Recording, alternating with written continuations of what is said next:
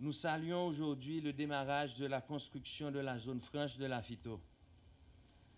Courant 2018, là où nous sommes précisément assis, seront construits 60 000 m² d'immeubles ultramodernes, abritant une technologie de pointe dans le secteur, dans l'industrie du textile. Le tout sera fait en fonction des normes environnementales et de construction LEED, une première en Haïti. L'opérateur et le propriétaire de cette usine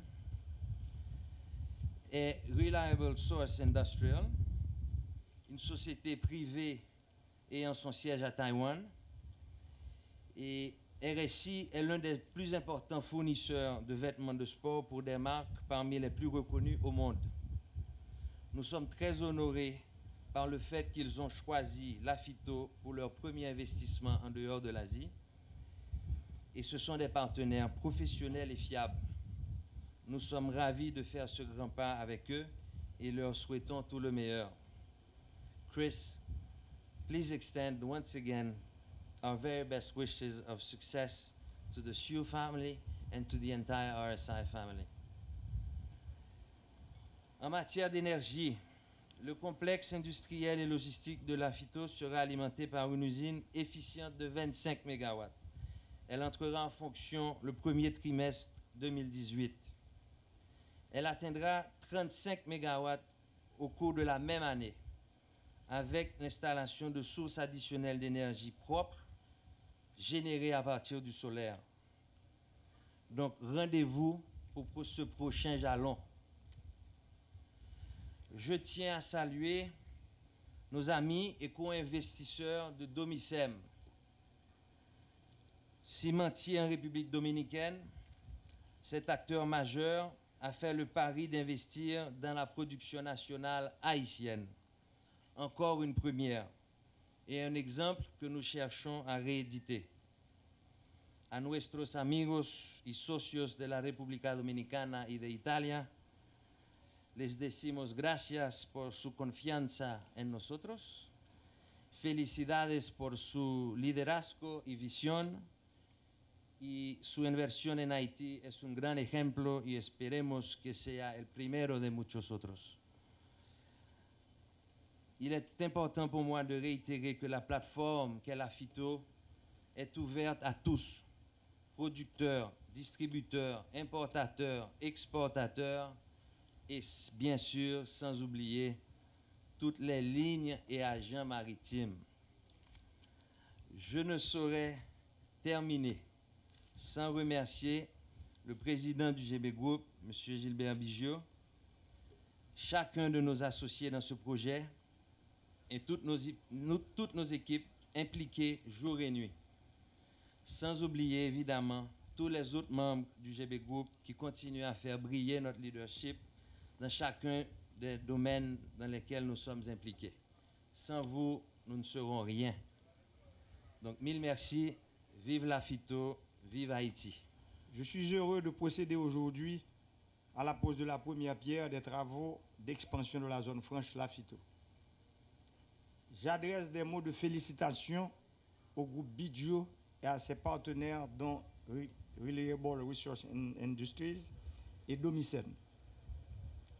J'encourage et j'applaudis les investisseurs nationaux et internationaux pour ce acte de foi en Haïti. Haïti, la terre des opportunités, le diamant à l'état brut.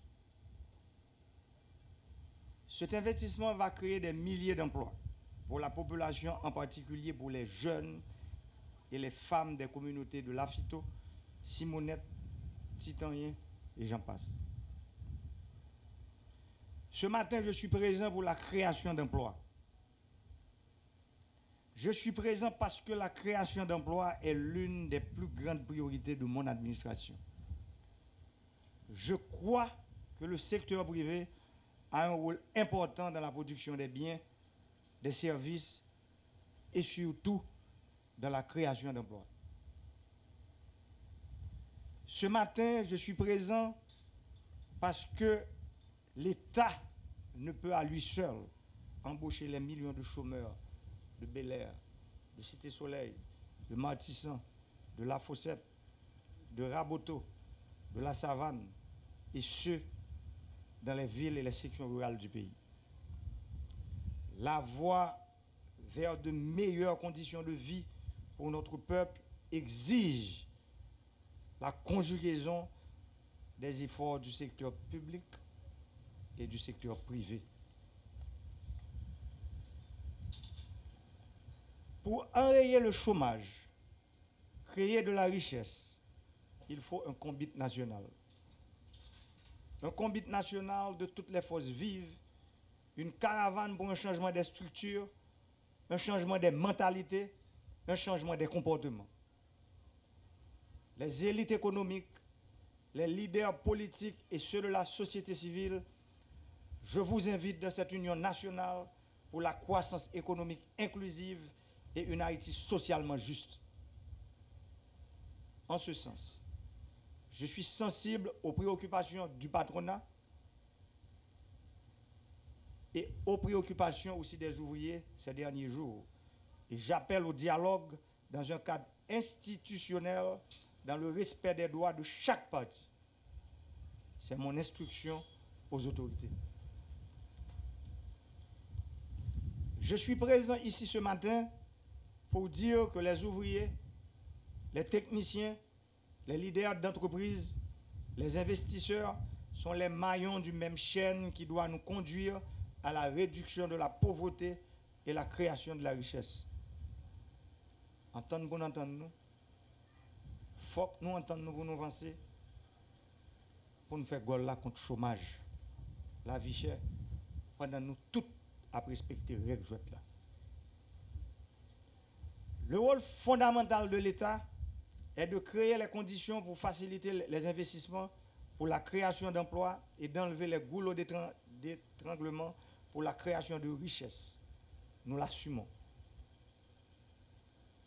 Mon administration s'est engagée pour permettre à chaque entrepreneur de poursuivre ses rêves de bonheur.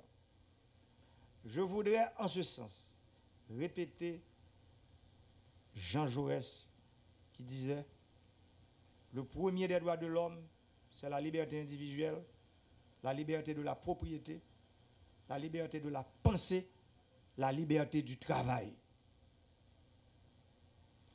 Mon administration s'engage sur plusieurs axes pour une croissance inclusive et la création d'emplois. D'abord, c'est l'amélioration du cadre légal des affaires dans une responsabilité partagée avec le Parlement. Le gouvernement a déjà déposé au Parlement des textes relatifs au climat des affaires pour faciliter l'enregistrement des entreprises, faciliter l'accès au crédit, le développement de l'immobilier et protéger les investisseurs.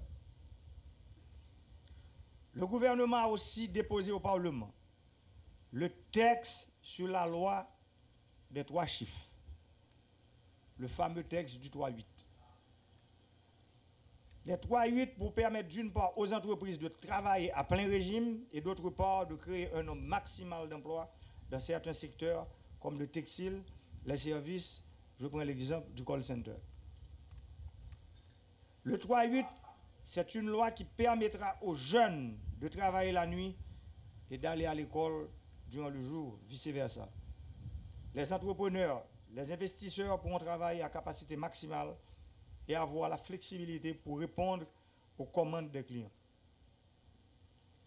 Le vote de ces projets de loi conduira à la modernisation du Code du commerce et un alignement de nos procédures légales par rapport aux standards internationaux.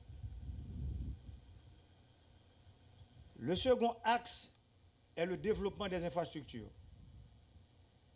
Le développement des infrastructures pour l'attraction des investissements et le développement des entreprises. Je me suis engagé pour créer de nouvelles routes et infrastructures pour relier les lieux de production et les marchés.